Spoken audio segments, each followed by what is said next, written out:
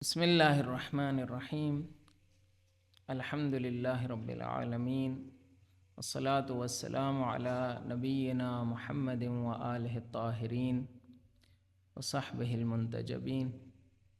اما بعد۔ ناظرین کرام، السلام علیکم ورحمۃ اللہ وبرکاتہ۔ چنانچہ آپ جانتے ہیں کہ امریکہ نے ایک سال کے اندر جمہوریہ اسلامیہ ایران پر دوسری جنگ مسلط کر دی ہے۔ پہلی جنگ جو 12 روزہ جنگ تھی، اس میں امریکہ کو ایک شکست ہوئی۔ اب کچھ ہی مہینے گزرے ہیں کہ ایران کے اوپر اس نے دوبارہ یہ الزام عائد کیا ہے کہ اس کو ہم کو خطرہ ہے، کیونکہ ایران جو ہے وہ ہتھیار ایٹمی بنانا چاہ رہا ہے، ایٹم بم بنانا چاہ رہا ہے، اس لیے ہمیں خطرہ ہے۔ تو اب دوبارہ اس نے یہ جنگ مسلط کر دی ہے۔ اس تناظر میں سوال یہ اٹھتا ہے کہ کیا یہ جنگ محض ایک سیاسی یا خاص عسکری اہداف یا رجیم چینج جس طرح سے کہا جا رہا ہے اس کے لیے ہے، یا اسے وسیع تر تناظر میں دیکھنے کی ضرورت ہے؟ کچھ لوگوں نے تو اسے اتنا محدود کیا کہ کہا کہ یہ صرف ایک جو اپسٹین فائلز لیک ہوئیں اور اس کے بعد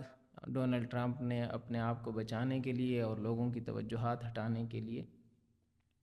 یہ جنگ چھیڑ دی ہے۔ یہ محدود نقطہ نظر، یا اس طرح کا ایک اور محدود نقطہ نظر یہ بھی سامنے آیا کہ یہ جنگ صرف اور صرف اس انفلوئنس کا نتیجہ ہے، اس اثر کا نتیجہ ہے جو نتنیاہو ڈونلڈ ٹرمپ پر رکھتا ہے۔ تو اس کو بہت ہی ذاتی جنگ قرار دینے کے بھی نتائج یا تجزیے سامنے آئے ہیں۔ بہت سے لوگوں نے اس کو ذاتی جنگ کے طور پر پیش کرنے کی کوشش کی ہے۔ تو اس کے مقابل میں ہم اسے وسیع تر تناظر میں دیکھتے ہیں، وسیع تر تناظر میں اسے دیکھنے کی ضرورت ہے۔ یہ جنگ محض دو ممالک یا اسرائیل کے ذاتی جو مفادات ہیں، یا اس طرح سے کہیں کہ نتنیاہو کی جو ذاتی اثر رسوخ ہے امریکہ کے اوپر یا ڈونلڈ ٹرمپ کے اوپر، اور اس نے اس کو حماقت کے اوپر مجبور کیا ہے، اور اس نے یہ حملہ بہت جلد بازی میں کیا ہے۔ یہ اس طرح کے جو تجزیے ہیں، یا اپسٹین فائل والا جو تجزیہ ہے کہ یہ صرف اور صرف یہ جنگ ڈونلڈ ٹرمپ اپنی جان چھڑانے کے لیے اور اپنی رسوائی کو بچانے کے لیے اس نے یہ جنگ جو ہے وہ راہ اندازی کی ہے۔ اس کے مقابل میں ہم دیکھتے ہیں کہ امریکہ کی ایک پوری تاریخ ہے، جنگوں کی بھی اور حملوں کی بھی، اور خصوصاً مسلمانوں کے خلاف جو جنگ ہے یہ 90 کی دہائی سے شروع ہوئی ہے۔ تو ہمیں یہ دیکھنے کی ضرورت ہے کہ آج مسلمان کہاں پہ کھڑے ہیں، آج امت مسلمہ کہاں پر کھڑی ہے، اور آج ہم لوگ جو اس خطے کے باسی ہیں، ہمارے لیے اس جنگ کے کیا اثرات اور کیا اسباب اور کیا پیچھے اس کے پیچھے جو پس منظر ہے وہ کیا ہے۔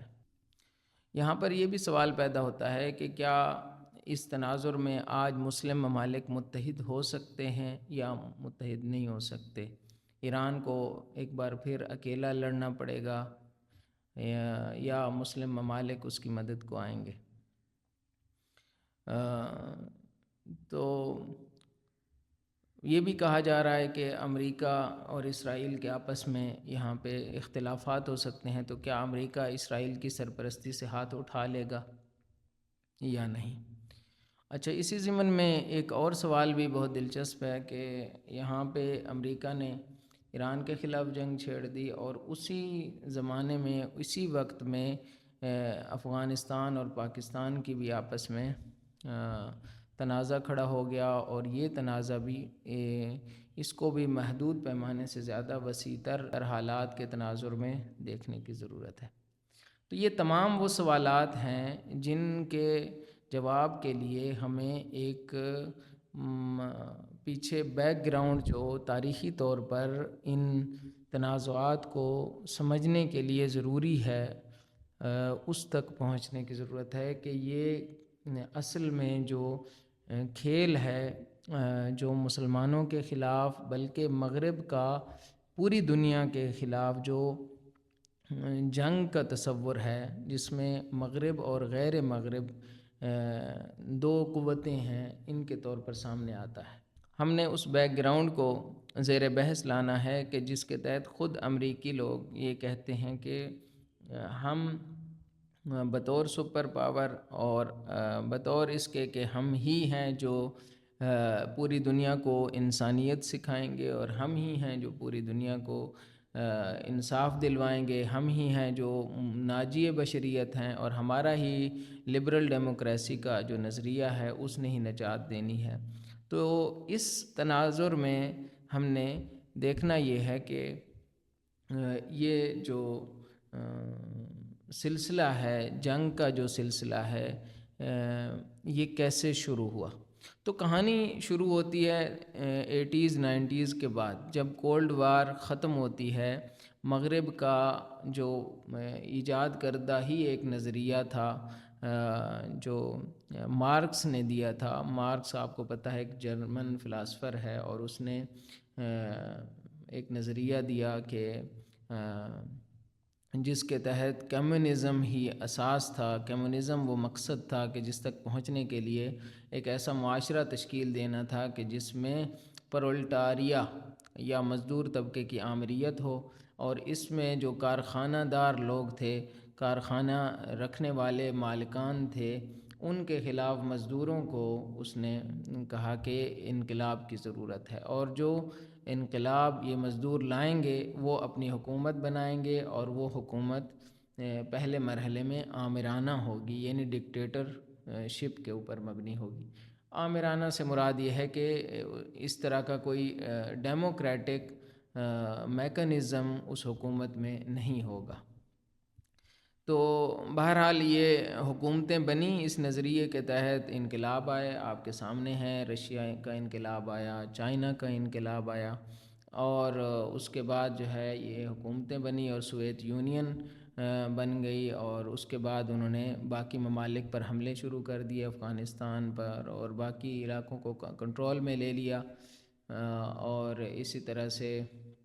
وسطی ایشیا کے سینٹرل ایشیا کے بہت سارے ممالک، آذربائیجان سے لے کر جورجیا تک جتنے ممالک ہیں، اس میں تاجکستان، ازبکستان، یہ سارے ممالک جو مسلمان ممالک ہیں زیادہ تر، یہ بھی اسی کی زد میں آ گئے۔ تو یہ سلسلہ چلتا رہا یہاں تک کہ 80s کے بعد اس کو شکست ہو گئی اور وہ ٹوٹ گیا۔ تو اس کے بعد ایک نظریہ آیا کہ جس کو فرانسس فوکویاما نے مطرح کیا، پیش کیا، کہا کہ اب تاریخ اپنے اینڈ کو پہنچ چکی ہے، اور لبرل ڈیموکریسی ہی اس پوری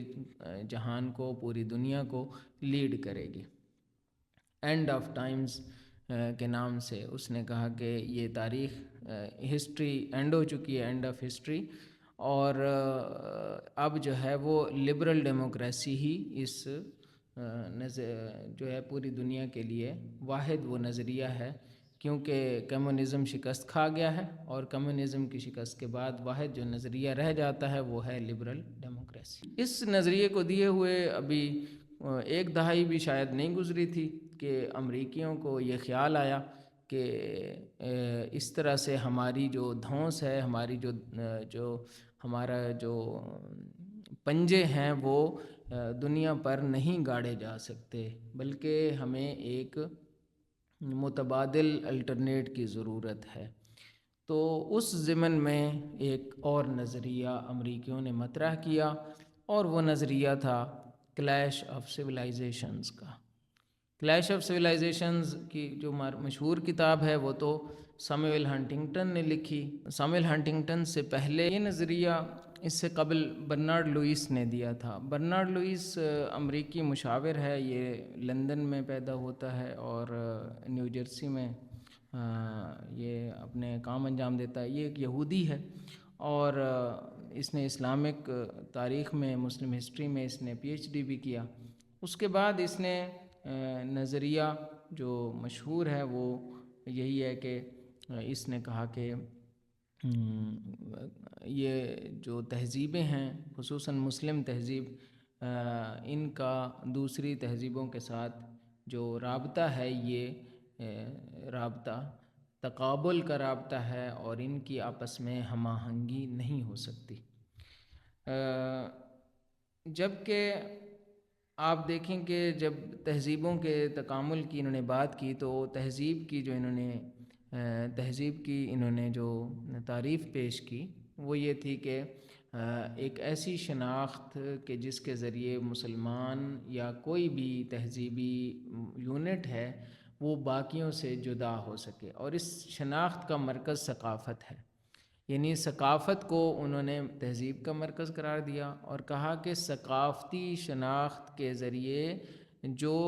ایسی ثقافتی شناخت کے جس کے ذریعے وہ یونٹ جو تہذیب کے اندر آتا ہے، ایک تہذیب ہے مثلا مسلم تہذیب ہے، سویلائزیشن ہے، وہ اپنے باقی جتنے بھی روابط ہیں، سیاسی روابط ہیں، معاشی روابط ہیں، ان کو ڈیفائن کرتی ہے. تو اس نے یہ تہذیب کا نظریہ دیا. اب اس نظریے کے تحت کہ جب آپ تہذیب کو یہ کہہ رہے ہوں کہ ایسی ثقافتی جامع شناخت ہے جس کے ذریعے وہ تہذیب دوسروں کے ساتھ اپنا تعامل کرتی ہے، اپنا رابطہ رکھتی ہے، تو جب ہم اس تناظر میں دیکھتے ہیں تو مسلمانوں کے اندر 90s کی دہائی میں ایسی کوئی ہمیں علامت نظر نہیں آتی کہ جس کے تحت مسلمان ایک دوسرے کے ساتھ اس بنیاد پر جڑے ہوں کہ وہ مسلمان ہیں اور وہ دوسری دنیاؤں کے ساتھ اس بنیاد پر اپنے روابط رکھ رہے ہوں کہ وہ مسلمان ہیں. اس کی جو اس نے مثالیں پیش کی وہ میں پہلے عرض کر دیتا ہوں. مثلا امریکہ نے بغداد پر حملہ کیا تھا جب صدام حسین نے جو ہے وہ کویت پر حملہ کیا، تو ایک عکس العمل سامنے آیا مسلمانوں کی طرف سے، یا فلسطین کے اندر ایک عکس العمل سامنے آیا، یا بوسنیا کے مسلمانوں پر جب ظلم ہوا تو مسلمانوں نے ایک عکس العمل دیا. آج بھی اس کی مثالیں ہمیں مل رہی ہیں. مثلا جب خاکے بنتے ہیں رسول اللہ کے خلاف تو ایک عکس العمل سامنے آتا ہے، ایک رد عمل کی کیفیت سامنے آتی ہے. آپ غور کریں کہ کیا یہ تہذیبی رد عمل ہے؟ کیا یہ واقعی اس کو آپ کہہ سکتے ہیں کہ یہ مسلمانوں کو ایک ایسی کیفیت میں لا رہا ہے کہ یہ دوسری تہذیبوں کے ساتھ، یعنی مغرب کے ساتھ جو ہمارے سیاسی روابط ہیں، جو ہمارے معاشی روابط ہیں، وہ اسی بیس پر بن رہے ہیں؟ نہیں، یہ محض ایک جذباتی رد عمل ہے. آج مسلمانوں کی ایک بڑی کمزوری یہی ہے کہ وہ صرف جذباتی رد عمل دیتے ہیں. جذبات میں آ کر وہ ایک رد عمل دے دیتے ہیں، وہ حمایت کر دیتے ہیں. اب ایران کی جو جذباتی حمایت ہے وہ ماشاءاللہ بہت زیادہ ہے، بہت مسلمان جذباتی طور پر حامی ہیں. عوامی رد عمل کی حد تک یہ بات ٹھیک ہے، لیکن تہذیبی رد عمل جو ہنٹنگٹن کی تعریف میں جو ڈیفائن ہوا تھا یا لوئس نے جو جس کو کہا تہذیب، اس کے مطابق تہذیبی رد عمل عوامی رد عمل نہیں ہے. تہذیب ایک سیٹ اپ ہے، ایک پائیدار چیز ہے، ایک پائیدار نظام ہے جس کے تحت معاشی روابط بھی، سیاسی روابط بھی، سماجی روابط بھی کسی بھی معاشرے کے ان کو ڈیفائن کیا جاتا ہے. مسلمانوں کے آج تک جو سیاسی، سماجی، معاشی روابط ہیں وہ اسلام کی بنیاد پر ڈیفائن نہیں ہو سکے،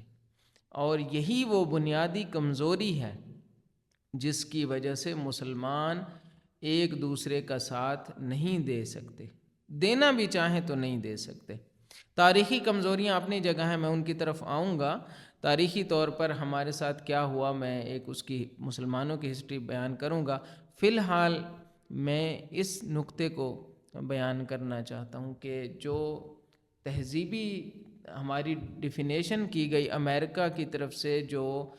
کلیش آف سویلائزیشن کا نظریہ پیش ہوا، اس کے مطابق مسلمان بطور تہذیب ایک خطرہ ان کو ایک تھریٹ کے طور پر ڈکلیئر کیا گیا، اور چائنا کو یعنی کنفیوشس تہذیب کو بھی ایک تھریٹ کے طور پر دیکھا گیا۔ 8 تہذیبیں انہوں نے گنوائیں اس کتاب کے اندر جو کلیش آف سویلائزیشن کے نام سے چھپی، تو اس کے اندر ان میں سر فہرست 2 تہذیبوں کا نام لیا گیا، ایک مسلمان اور ایک چائنا۔ اب آپ اس میں یہ بھی دیکھیں کہ مسلمان تہذیب کی نسبت چائنا بہت ہی قوی تھا، بہت ہی طاقتور تھا، اس کے اندر یونٹی ہے، ان کے اندر جو انسجام ہے، آپس میں جو رابطہ ہے وہ بہت ہی گہرا تھا اور بہت ہی طاقتور تھا، لیکن انہوں نے مسلمانوں کو پہلا تھریٹ قرار دیا، اور اس نظریے کے فوراً بعد انہوں نے کچھ ہی سالوں بعد افغانستان پر دھاوا بول دیا، پھر عراق پر، اور پھر باقی ممالک کو ایک ایک کر کے کرتے گئے۔ تو اب یہ ہے کہ کیوں ایسا کیا جبکہ چائنا تو اس سے بھی زیادہ قوی تھا؟ مسئلہ یہ تھا کہ انہوں نے اس نظریے کو بطور ایک نظریہ ڈیفائن نہیں کیا، بلکہ بطور ایک ٹول ڈیفائن کیا۔ یہ نظریہ بطور ایک ٹول تھا، کیونکہ اصلاً تہذیبی وجود مسلمانوں کا تھا ہی نہیں، بلکہ آج تک نہیں آئے۔ اس ڈیفینیشن کے تحت جو ڈیفینیشن تہذیب کی یعنی مسلم تہذیب کی بیان کی گئی ہے، اس کے تحت مسلمانوں کا ابھی تک کوئی تہذیبی وجود نہیں ہے۔ تہذیبی وجود سے کیا مراد ہے؟ تہذیبی وجود یعنی مسلمان بطور ایک تہذیب اپنے سیاسی، ثقافتی اور معاشی روابط کو ایک دوسرے کے ساتھ اس بنیاد پر ڈیفائن کریں کہ وہ مسلمان ہیں، اور پھر بطور ایک شناخت اور بطور ایک آئیڈینٹی وہ اپنے روابط کو باقی دنیا کے ساتھ بھی اس بنیاد پر ڈیفائن کریں کہ وہ مسلمان ہیں۔ یعنی مسلم آئیڈینٹی کے تحت، جس طرح ایک چینی شخص اپنے ایک چینی جو سفارتکار ہے یا ایک چینی جو حکومت کا نمائندہ ہے، وہ اپنے روابط باقی ممالک کے ساتھ کیسے بناتا ہے؟ بطور اس کے کہ وہ اس نیشن کا نمائندہ ہے، اس تہذیب کا نمائندہ ہے۔ اور یہاں پہ یہ بھی عرض کر دوں کہ نیشن سے بھی آگے کا تصور تہذیبی تصور ہوتا ہے۔ جو نیشن ہوتی ہے یا جو قوم ہوتی ہے، اس کا جو تصور ہے وہ تہذیب سے چھوٹا ہوتا ہے۔ نیشن سٹیٹ کا جو تصور ہے وہ ایک قوم اور ایک حکومت، ایک ریاست، یعنی قومی ریاست۔ اگرچہ یہ جو ریاستیں مغرب میں بنی وہ قومی ریاستیں تھیں، عام طور پہ جرمن لوگوں کو جرمنی مل گیا، فرانس والوں کو فرانس مل گیا، فرانسیسیوں کو فرانس مل گیا، برطانویوں کو برطانیہ مل گیا، حتیٰ کہ وہ جو چھوٹے چھوٹے ممالک ہیں ان کے اندر بھی یہ چیز موجود ہے کہ وہ قومی بنیادوں پر بنی ہیں۔ لیکن کیونکہ یہ باہر سے ہم پر امپوز ہوا تھا یہ سیٹ اپ، اس لیے ہمیں انہوں نے بغیر اس کے کہ ہمیں دیکھتے کہ یہ کیا ہے یا یہ کون سی قوم ہے یا کس انداز میں انہوں نے جینا ہے، اس کے علاوہ انہوں نے اپنے طریقے سے ہمیں تقسیم کیا ہے۔ تو اس تقسیم کے اوپر میں آؤں گا، لیکن جو چیز قابل غور ہے وہ یہ ہے کہ آج مسلمان بطور ایک تہذیب، ان کے اندر وہ رمق نہیں ہے کہ وہ کسی بھی دوسری تہذیب کے ساتھ اپنے رابطوں کو ڈیفائن کریں، بلکہ سب سے پہلے تو اپنے اندر ایسا رابطہ ڈیفائن کریں کہ جس کے تحت وہ مسلمان ہونے کے ناطے ایک دوسرے کے حقوق کو سمجھیں اور ان کو آئیڈینٹیفائی کریں، اور ان کو وہ کیا کریں، بطور اس کے رسمیت دیں کہ یہ حقوق ایک مسلمان کا حق ہیں، بنیادی حق ہیں۔ مثلاً سعودی عربیہ یا کوئی بھی دوسرا ملک یہ کہے کہ یہ ایک مسلمان کا رائٹ ہے کہ وہ آ کر بغیر اس کے کہ اس کو بہت زیادہ کوئی ٹیکس دینے پڑیں وہ آ کر حج کرے. یہ ایک مسلمان کا رائٹ ہے مسلمان ہونے کے ناطے. تو یہ حد اقلی حقوق ہیں جو ایک مسلمان دوسرے مسلمان کو دے سکتا ہے ریاستی سطح کے اوپر. اس کے علاوہ بھی حقوق ہیں جو ہم ڈیفائن کر سکتے ہیں، کیونکہ مسلمان ممالک کی جو زمینیں ہیں اسلام کے نظریے کے مطابق وہ کسی خاص خطے کے لیے نہیں ہے، وہ تمام مسلمانوں کے لیے ہیں. اور خصوصاً یہ خطہ جو ایک دوسرے کے ساتھ انٹر کنیکٹڈ ہے،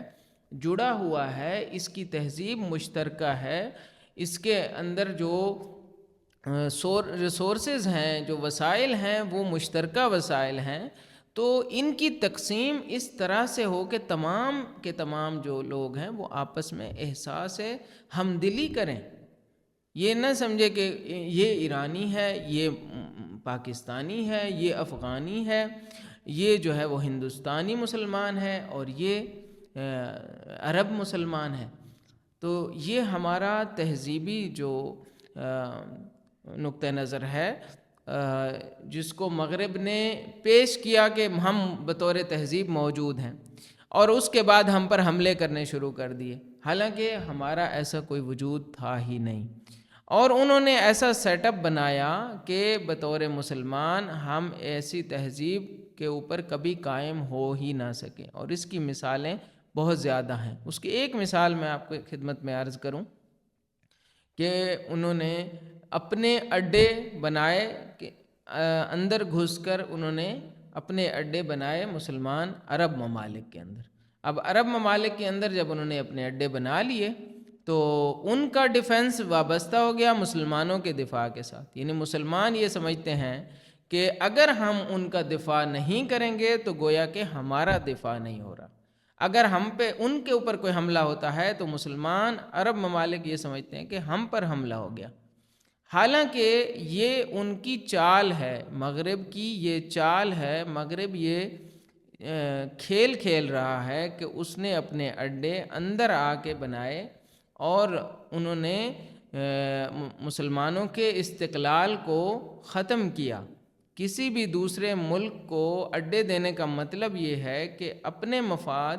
کے تحت وہ اپنا کام کرتے ہیں، یعنی اپنے مفاد کو وہ مقدم کرتے ہیں، اپنے ملکی مفاد کو وہ آپ کے ملک کے اوپر مقدم کر رہے ہیں. تو یہ ایک چھوٹی سی مثال ہے یہ بات سمجھنے کے لیے کہ مسلمان کیوں بطور ایک تہذیب وہ یکساں نہیں احساس کر سکتے، کیونکہ اس کے اندر جو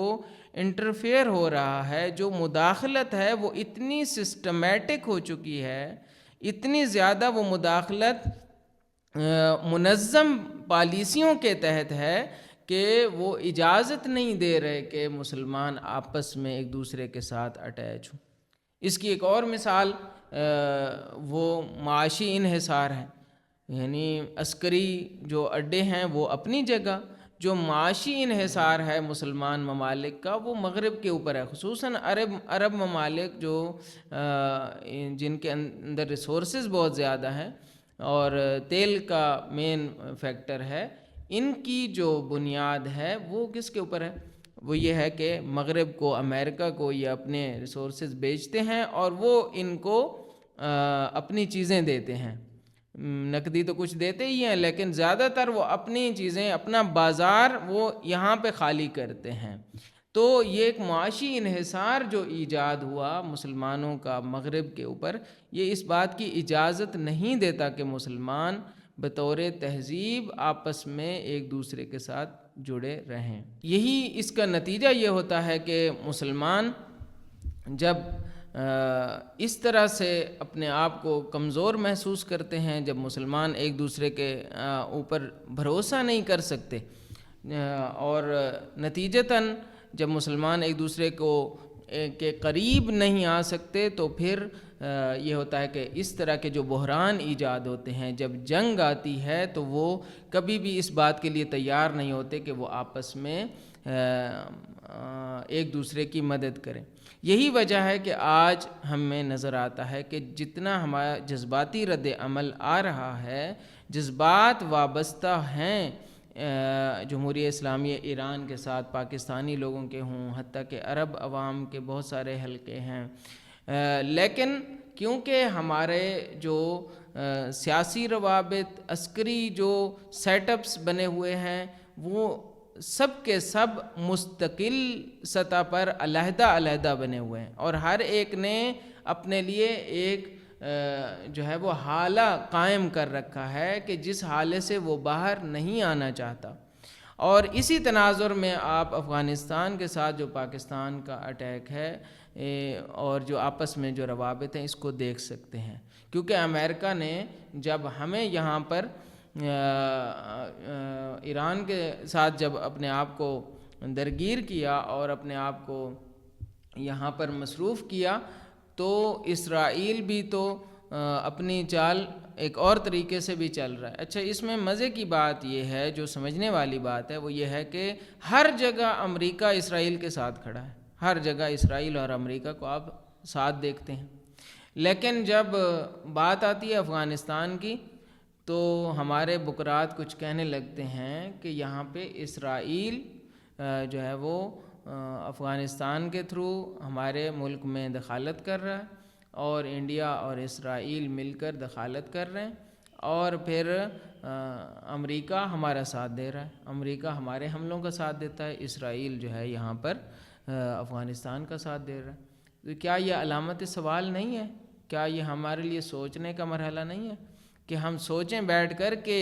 یہ وہی گریٹر گیم جو امریکہ پلان کر کے بیٹھا ہوا ہے، جو مسلمانوں کے وجود کو خطرے میں ڈال رہی ہے، اسی کے تحت ہمارے اندر جو خانہ جنگی ہے وہ بھی اسی پلان کا حصہ ہے۔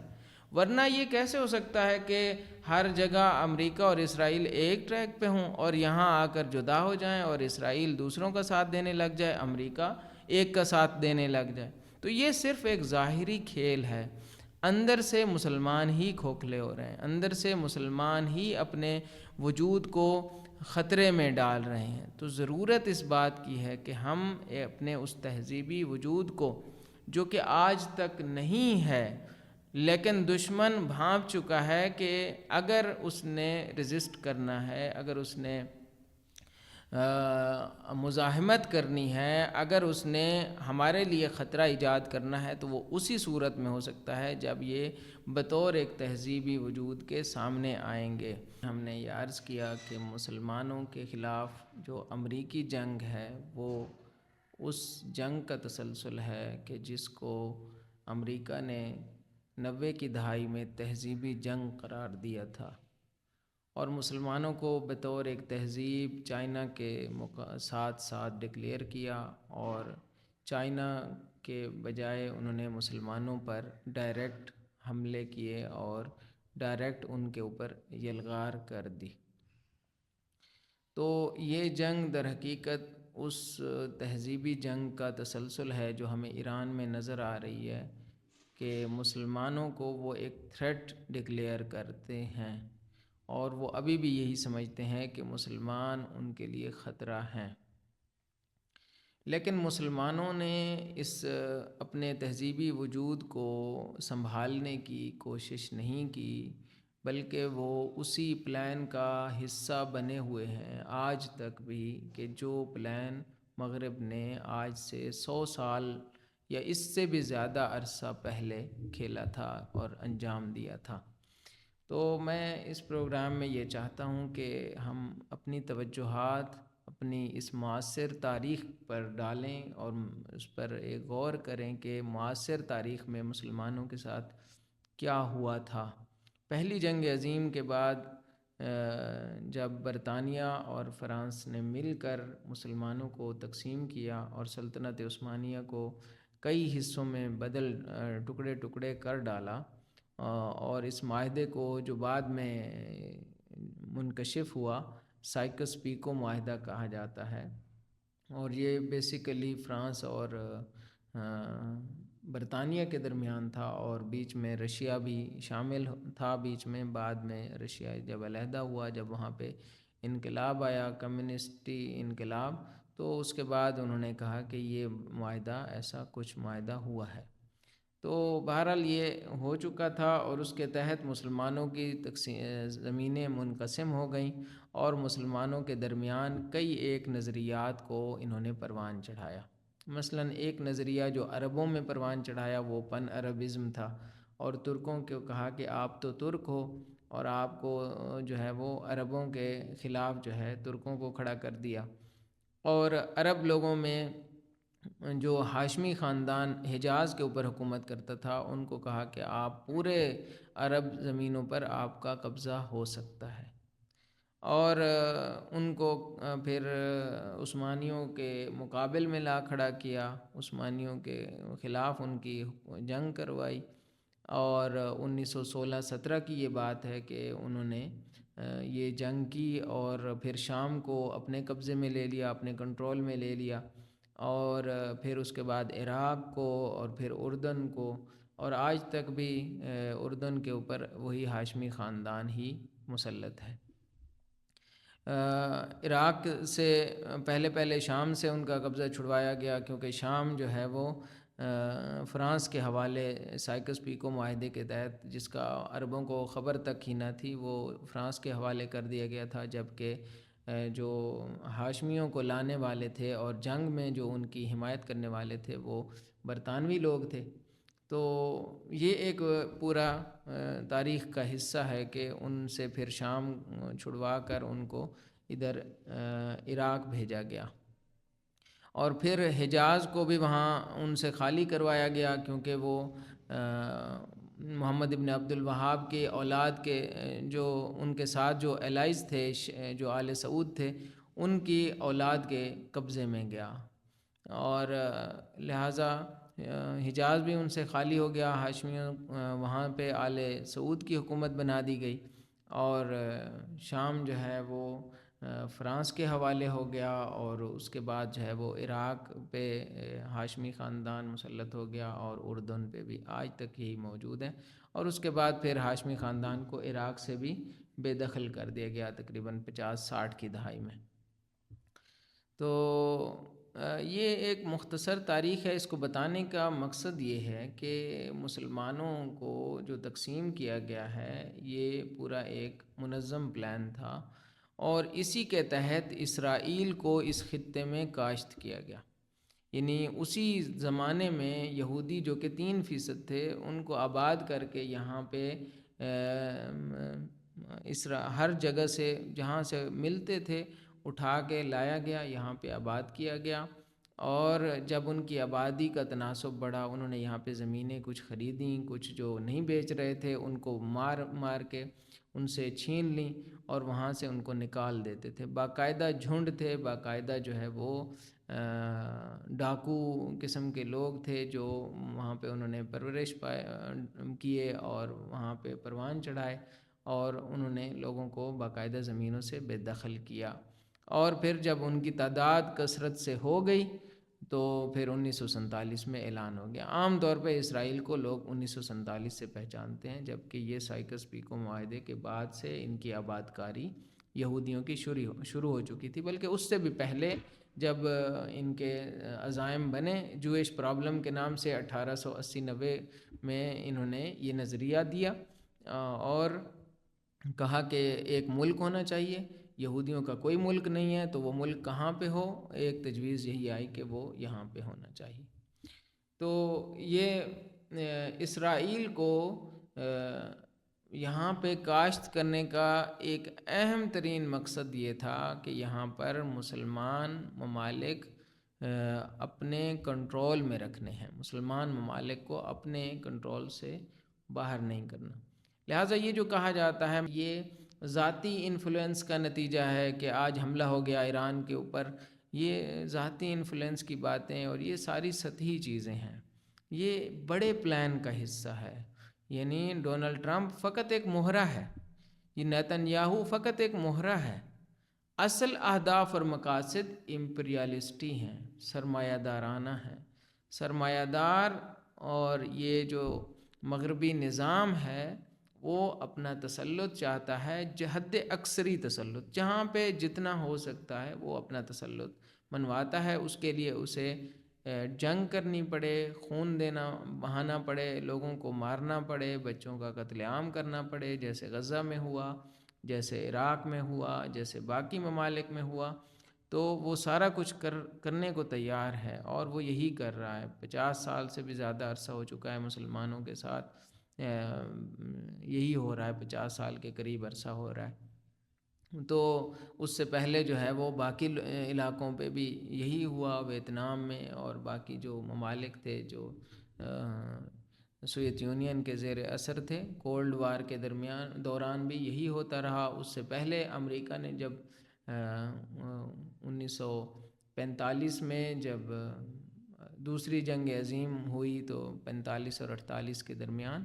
تو اس جنگ عظیم میں امریکہ ہی وہ واحد ملک تھا جس نے ایٹم بم گرائے اور جاپان کے 2 شہروں کے اوپر ایٹمی بم سے دھماکہ کیے۔ تو یہ اس کی پوری تاریخ ہے، یعنی یہ تاریخ ہے کہ اس نے دوسرے جن کو یہ تھریٹ ڈکلیئر کرتے ہیں ان کے ساتھ یہی حشر کرتے ہیں۔ لہٰذا یہ کہنا کہ یہ صرف اور صرف اپسٹین فائلز سے نکلنے کے لیے ہے، اور اپنی جو رسوائی ہے اس سے لوگوں کی توجہات ہٹانے کے لیے ہے، یا نتنیاہو کے اثر و رسوخ سے بچانے کے لیے کہ زیر اثر آ کے اس نے اچانک سے یہ حماقت کر دی ہے، ایسا نہیں ہے۔ وہ باقاعدہ پلاننگ کے تحت، اور وہ جب تک یہ سمجھتے ہیں کہ ہم کامیاب ہو سکیں گے تب تک وہ حملے کو باقی رکھتے ہیں۔ پچھلی 12 روزہ جنگ میں جب ان کو احساس ہو گیا کہ ہم ہار رہے ہیں، تو فوراً انہوں نے ایک حملہ کیا، اور وہ ظاہری حملہ تھا، اور ظاہری حملے کی دلیل یہی ہے کہ انہوں نے کہا we have achieved the target, ہم نے ٹارگیٹ پورے کر لیے ہیں۔ خود ڈونلڈ ٹرمپ نے اعلان کیا تھا کہ ہم نے ان کا جو ایٹمی وہ تھا نظام تھا، جو ان کا حساب کتاب تھا، ہم نے اس کو تباہ کر دیا ہے۔ اب اگر تباہ کر دیا ہے تو 5-6 مہینے کے بعد آپ کو دوبارہ کیسے یاد آ گیا، دوبارہ خطرہ کہاں سے پڑ گیا؟ تو مسئلہ یہی ہے کہ ان کے اہداف ہیں، ان کے مقاصد ہیں، اور ان اہداف کے حصول کے لیے وہ انہوں نے جنگ لڑی ہے، اور وہ مقصد یہ ہے کہ ایک ایک کر کے مسلمانوں کو اپنے کنٹرول میں لینا، اور ان کو کنٹرول میں رکھنا۔ یہ بہت اہم ہے کہ مسلمان کنٹرول میں رکھے جائیں، آگے 100 سال کے لیے کیسے کنٹرول کیا جائے، کیونکہ اب سائیکس پی کو دم توڑ رہا ہے، اس کے اب اثرات ختم ہونے کو ہیں۔ مسلمان ظاہر ہے ان کے اندر ایک بیداری آ رہی ہے، انہوں نے آہستہ آہستہ ایک نسل کو آپ نے غلام بنایا، پھر ان کے حکمرانوں کے اوپر آپ نے تسلط جمایا، پھر ان کو مسلط کیا، اور لوگوں کو ان کے نیچے انڈر کر کے اپنے اہداف حاصل کیے، تو بالآخر اس نے ختم ہونا ہے۔ تو اب اگلا پلان کیا ہے؟ اب اگلا پلان یہ ہے کہ مسلمانوں کو آپس میں خانہ جنگی کی جو صورتحال ہے اسی میں رکھا جائے، اور ان کو نئی تقسیم کا شکار کیا جائے۔ اسی ضمن میں ایک اور نقشہ بھی سامنے آیا جو کلیش آف سویلائزیشن سے جڑا ہوا نقشہ ہے، یعنی برنارڈ لوئیس سے منسوب نقشہ ہے۔ وہی برنارڈ لوئیس جس نے کلیش آف سویلائزیشن کا نظریہ دیا تھا، ہنٹنگٹن سے پہلے دیا تھا، اسی سے منسوب ایک نقشہ ہے، جو اگرچہ اس کو کہتے ہیں کہ تائید نہیں ہوئی اس کی، لیکن بہرحال وہ نقشہ موجود ہے، اور اس کے بارے میں بات کی جاتی ہے کہ یہ جدید مشرق وسطیٰ کا نقشہ ہے۔ اور اس نقشے کے اندر آپ غور کریں تو اس نقشے میں عراق تقسیم شدہ ہے، عراق کو انہوں نے کئی ریاستوں میں تقسیم کیا، ایران کو تقسیم کیا، اسی طرح کچھ علاقے جو ہے انہوں نے آذربائیجان کو دے دیے، کچھ علاقے دوسرے کردستان کو دے دیے، بلوچستان انہوں نے بڑا کر دیا، کچھ پاکستان سے لے لیا، کچھ ایران سے لے لیا، افغانستان کو انہوں نے مثلاً بڑا کر دیا، اسلام آباد کے قریب تک پشتونستان کے نام سے انہوں نے پہنچا دیا۔ تو یہ نقشہ بہت ہی خطرناک ہے، یعنی بہت ہی خطرناک ہے۔ اگر 1% بھی احتمال ہو کہ یہ نقشہ موجود ہے، اور اس کے چانس بھی بن رہے ہیں کہ مسلمانوں کو جس خانہ جنگی میں یہ مبتلا کر رہے ہیں، جس کی ایک مثال ہی افغانستان پاکستان جنگ ہے جس میں لوگ ایک دوسرے سے متنفر ہو رہے ہیں، لوگ ایک دوسرے کو سے دور ہو رہے ہیں، اور خصوصاً جو ریاستی سطح پر جو دوریاں پھیلائی جا رہی ہیں اور اسرائیل اس کی حمایت کر رہا ہے، اس جنگ کی حمایت کر رہا ہے، اور ایک طرف امریکہ ظاہری طور پر ہماری حمایت کر رہا ہے، تو یہ نظر آ رہا ہے کہ یہ اسی پلان کا حصہ ہے کہ جس پلان کے تحت ایران کے اوپر اٹیک کیا گیا ہے، اسی پلان کو دوسرے انداز میں فالو کرنے کے لیے انہوں نے ہمیں آپس میں لڑایا ہے۔ ہمیں ہوش کے ناخن لینے کی ضرورت ہے، ہمیں یہ چیزیں سمجھنے کی ضرورت ہے کہ بھائی ہم جو جس خطے میں رہ رہے ہیں ان کے مفادات آپس میں انٹر کنیکٹڈ ہیں، اور دوسری بات یہ ہے کہ ہم نے یہاں پہ رہنا ہے۔ اچھا، ایک اس میں ایک وجہ تو یہ ہے جو مسلمانوں کو نہیں جڑنے دے رہی، اور اس کی ایک تاریخی وجہ بھی ہے، وہ بھی ایک تلخ گھونٹ ہے جو ہمیں بہرحال پینے کی ضرورت ہے اور اس کے اوپر فائق آنے کی ضرورت ہے، چونکہ تاریخ سے نکلنے کا ایک جو تاریخ سے نکلنے کا راستہ ہے وہ یہ ہے کہ تاریخ کو سمجھ کر اس سے نکلا جائے۔ دیکھیں، مسلمانوں کی تاریخ کوئی آئیڈیل تاریخ نہیں رہی، مسلمانوں نے آپس میں جنگیں بہت زیادہ کی ہیں، پہلے دن تو نہ کہیں، پہلے ہی دہائیوں سے مسلمانوں کے درمیان جنگیں شروع ہو گئیں، اور اس کے بعد جو ہے عراق اور شام کی جنگیں ہیں، اس کے بعد اموی عباسیوں کی جنگیں ہیں، اور اس کے بعد جو ہے وہ فاطمی آ گئے، اور اس کے بعد سلجوقی آ گئے، اور اس کے بعد خوارزمی آ گئے، آل بویہ آ گئے، اور غزنوی ہیں، بہت سارے ہیں جو ایک دوسرے کے اوپر مسلط ہو کر جنگیں لڑتے رہے۔ تو بہت سارے خاندان آئے جو لڑتے رہے، جھگڑتے رہے، لیکن ایک فرق جو موجودہ اور پرانی جنگوں کا ہے، اور اس کو ہمیں سمجھنے کی ضرورت ہے۔ پرانی جنگیں جب ہوتی تھیں تو ایک جنگ جب ہوتی تھی اور ایک خاندان جب حاکم ہو جاتا تھا تو 100 سال تک وہی رہتا تھا، 50 سال تک وہی رہتا تھا،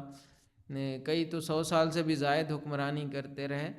اور پھر ایک آرامش ہوتی تھی، لوگ سکون سے زندگی گزارتے تھے۔ اس کی وجہ یہ تھی کہ باہر سے کوئی اس کے اندر مداخلت نہیں ہوتی تھی، باہر کی مداخلت نہیں ہوتی تھی، اور باہر سے کوئی یہ اپنا اثر رسوخ نہیں ڈالتا تھا کہ آپ نے یہاں پہ لڑنا ہے، نہیں، بلکہ ایک خاندان جب کمزور ہوتا تھا، ابن خلدون نے اس کا پروسیس بڑا طریقے سے بیان کیا ہوا ہے کہ ایک خاندان جب کمزور ہوتا ہے تو یا اندر سے ایک خاندان اٹھتا ہے یا باہر سے دوسرا آ کر اس کے اوپر حملہ کر دیتا ہے۔ تو یہ صورتحال کلاسک ورلڈ کی تھی اوورال، اور مسلمانوں کی بھی ایسی ہی تھی، لیکن جو جدید ماڈرن جو سسٹم ہے اس کے اندر جنگیں کروائی جاتی ہیں، اس کے مختلف مقاصد ہوتے ہیں، ان کے لیے ہمیں لڑایا جاتا ہے۔ تو آج مسلمانوں کو اس چیز کو سمجھنے کی ضرورت ہے کہ جب یہ آپس میں لڑ جھگڑ رہے ہیں تو یہ صرف یہ نہیں ہے کہ مثلا افغانستان سمجھ لے کہ یہ ہماری پاکستان کے ساتھ جنگ ہے، یا پاکستان سمجھ لے کہ ہم نے 2-4 وہاں پہ حملے کر دیے ہیں تو یہ خاموش ہو جائیں گے، نہیں، بلکہ یہاں پہ مداخلت کا ایک پورا نظام کھل جاتا ہے، ایک پورا سسٹم آپ نے کھول دیا ہوتا ہے کہ باقی لوگ کس طریقے سے آ کر مداخلت کرتے ہیں، غیر مستقیم طور پر مداخلت کرتے ہیں، اور پھر وہ ان جنگوں کو بڑھاتے ہیں، اور وہ بہت مختلف طریقوں سے بڑھاتے ہیں۔ اب داعش کا وجود میں آنا اور مسلمانوں کے درمیان اس کا پھیل جانا، آپ دیکھیں یہ ایک طریقہ تھا کہ مسلمانوں کے درمیان کیسے جنگ کی آگ کو 10 سال 20 سال تک جو ہے وہ بڑھایا جا سکتا ہے، اور اس کو بھڑکایا جا سکتا ہے، اور اس کو پھیلایا جا سکتا ہے، اس سے دہشت گردی کروائی، اس سے حملے کروائے اور لوگوں کو مروایا، اور ایک بھی داعشی اسرائیل میں جا کے نہیں مرا۔ سارے کے سارے جو خودکش دھماکے ہوئے، خودکش حملے ہوئے، وہ سارے مسلمانوں کے اندر ہوئے، مساجد میں ہوئے، امام بارگاہوں میں ہوئے، عمومی جگہوں پہ ہوئے، بازاروں میں ہوئے، ہسپتالوں میں ہوئے، اور پولیس اسٹیشنز پہ ہوئے، اور اس کی ایک آخری مثال جو ہے وہ جو حملوں کی ہے وہ یہی ترلائی والا ثانیہ ہے جو اسلام آباد میں ہوا۔ تو یہ سارے حملے مسلمانوں نے ہی کیے، بظاہر مسلمانوں کے اندر سے ہوئے، لیکن ان کو کروایا گیا، یعنی مداخلت ہوتی ہے باہر سے، مداخلت کے ذریعے۔ تو آج کی جنگیں اس طرح سے سادہ نہیں ہیں، ان کو اس انداز میں نہیں لینا چاہیے کہ یہ ہماری اور اس ملک کی جنگ ہے، بلکہ اس کے اندر عالمی مداخلت ہو رہی ہے، اور ہمیں اس عالمی سازش کو سمجھنا ہے کہ جو باقاعدہ ان کے پاس اس کے شواہد ہمارے پاس ہیں، اور پلاننگ کے تحت انہوں نے اس خطے کو تقسیم کر دیا۔ آخر میں ہم بڑھتے ہیں راہ حل کی جانب، کہ اب ہمیں کیا کرنا ہوگا۔ اگر ہمیں دشمن بطور ایک تہذیبی وجود سمجھنے کی کوشش کر رہا ہے، تو اس کا مطلب یہ ہے کہ ہمارے اندر ایسا پوٹینشل ہے۔ ایسا بھی نہیں ہے کہ وہ بالکل ہوا میں بات کر رہا ہے، نہیں، اس نے ایک پوٹینشل دیکھا، اور اس نے پہلے آ کر اوفینسو طریقے سے اس کو ختم کرنے کی کوشش کی ہے، ڈسٹرائی کرنے کی کوشش کی ہے۔ لیکن بہرحال ایک پوٹینشل مسلمانوں کے درمیان، اور خصوصاً جو یہ خطہ ہے ہمارا مشرق وسطیٰ، اور یہ جو جنوب ایشیا کا ایریا ہے، اس کے اندر یہ پوٹینشل ہے، کیونکہ سرزمینی طور پر ہم ایک ہیں، فکری ثقافتی طور پر ہمارے اندر قرابتیں ہیں، اور یہ جو قربتیں ہیں، اس کے جو اثرات ہیں، اور سب سے بڑھ کر یہ کہ اسلام بطور مذہب، بطور ایک آئین، بطور ایک طرز حیات، ایک طرز فکر، ہم سب کو اپنے سائے میں لیتا ہے۔ صبغۃ اللہ ومن احسن من اللہ صبغۃ، تو یہ جو اللہ کا رنگ ہے، اس کے اندر اگر مسلمان آ جاتے ہیں، ہم ہر سال حج پہ جاتے ہیں، اور مسلمانوں کی وحدت کا مرکز مکہ ہے، ام القریٰ ہے، تو یہ سارے وہ پوٹینشلز ہیں کہ جس کے ذریعے ہم ایک یونٹی تک پہنچ سکتے ہیں۔ اس کے لیے پھر لانگ ٹرم پلاننگ کی ضرورت ہے، اور اس میں نے عرض کیا کہ ایک عوام ہے اور ایک خواص ہیں۔ عوامی جو آگاہی کا عمل ہے، یہ اگر خواص تک منتج ہو، یعنی عوام سے ہی ایسے خواص برآمد ہوتے ہیں کہ جو خواص آ کر کیا کرتے ہیں، پلاننگ کرتے ہیں۔ اگر یہ عوامی رد عمل جو بظاہر فعلاً جذباتی ہیں، ابھی تک جذبات ہیں، میں واقعیت کے طور پر عرض کر رہا ہوں کہ ابھی جذباتی رد عمل ہیں، ہمارے جتنے بھی جہان اسلام کے بارے میں رد عمل آتے ہیں، وہ سارے جذبات کی حد تک ہوتے ہیں، ان کے اندر کوئی پلاننگ شامل نہیں ہے، کوئی سسٹم شامل نہیں ہے۔ کانفرنسیں پہلے ہوتی تھیں، وہ بھی ظاہر سازی ہے، بس خواص کی سطح پر ظاہر سازی ہوتی رہی، 1960 کے بعد سے ہی شروع ہو گئی تھی۔ OIC ہے، مسلم ممالک کی جو کانفرنسیں ہیں، اور بہت سارے جو ممالک جو اتحاد ہوئے، وہ سارے مسلمانوں کے آپس میں ہوتے ہیں، تو اس خواص کی حد تک صرف ایک ظاہری ہے، اس کو کبھی اسٹریٹجک اتحاد کی حیثیت نہیں ملی۔ اسٹریٹجک اتحاد وہ ہے کہ جس کے اندر سب سے بنیادی دو چیزیں ہیں، ایک معاشی اتحاد اور ایک عسکری اتحاد۔ مسلمان ممالک آپس میں معاشی طور پر متحد ہو جائیں۔ متحد ہونے کا مطلب یہ ہے کہ ایک دوسرے پر انحصار کریں، ایک دوسرے کے ریسورسز پر انحصار کریں۔ یعنی اگر ایک غیر مسلم ملک بیچ میں آ رہا ہے اور اسی انداز سے، یا حتیٰ کہ اس سے بھی تھوڑا سا جو ہے وہ زیادہ ایکسپینسو سطح پر ایک مسلمان ملک ہے، یا کم از کم برابر کی سطح پر ہے، تو آپ کو چاہیے کہ پہلی اولویت، پہلی ترجیح آپ مسلمان ملک کو دیں۔ اگر مسلمانوں کے اندر یہ احساس آ گیا کہ ہم بطور مسلمان ایک دوسرے کو، جو قرآن نے کہا ہے والمؤمنون والمؤمنات بعضهم اولیاء بعض، یہ ایک دوسرے کے اولیاء ہیں، اگر یہ ولایت کا رابطہ قائم ہو گیا مسلمانوں کا خواص کی سطح پر، تو پھر جا کر ہم اس کے جو آثار ہیں وہ دیکھ سکیں گے۔ پھر یہ ہوگا کہ ہمارے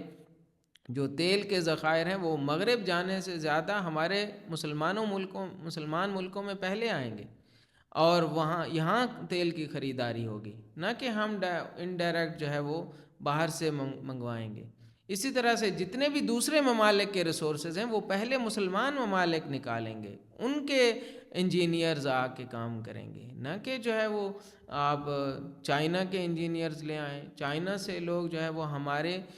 چیزوں کو نکال کے لے جائیں اور وہ ان کے اوپر قابض رہیں۔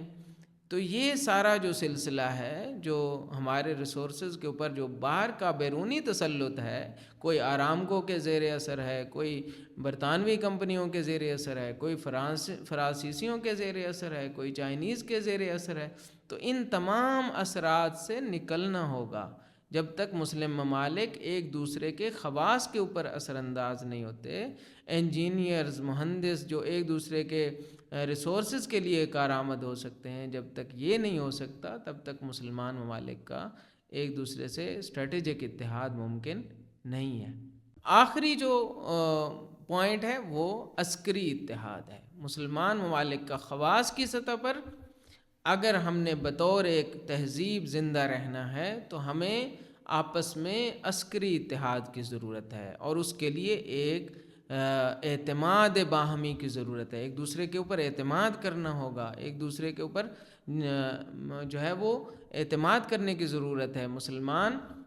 یکساں دشمن ہے، ان کو سمجھنا چاہیے کہ ہمارا دشمن ایک ہے، وہی جو ہمارے وسائل کے اوپر قابض ہے، وہی جو ہمیں متحد نہیں ہونے دے رہا، وہی جس نے ہمارے اندر بدگمانیاں پیدا کی ہیں، وہی جس نے ہمیں آپس میں لڑا رکھا ہے اور آئے دن ہمارے اندر جو ہے کنفلکٹ ایجاد کر رہا ہے، ہمیں سرحدوں میں تقسیم کر دیا ہے، خود اپنی سرحدیں آپس کے لوگوں کے لیے کھول دی ہیں اور ہمیں سرحدوں کی پوجا پاٹ پہ لگا دیا ہے۔ یہ وہ دشمن ہے جس کے خلاف ہمیں عسکری طور پر متحد ہونے کی ضرورت ہے، اور اس کے لیے باہمی اعتماد قائم کرنے کی ضرورت ہے۔ اور جب ان دو عرصوں میں آپس میں خواص کی سطح پر اتحاد ہوگا تو ہم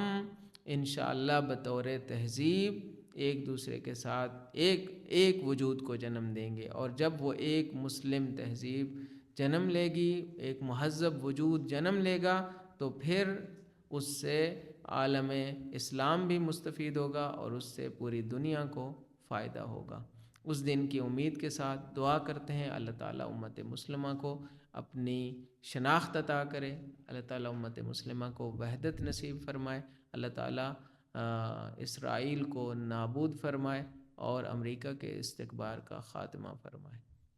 والسلام علیکم ورحمۃ اللہ وبرکاتہ۔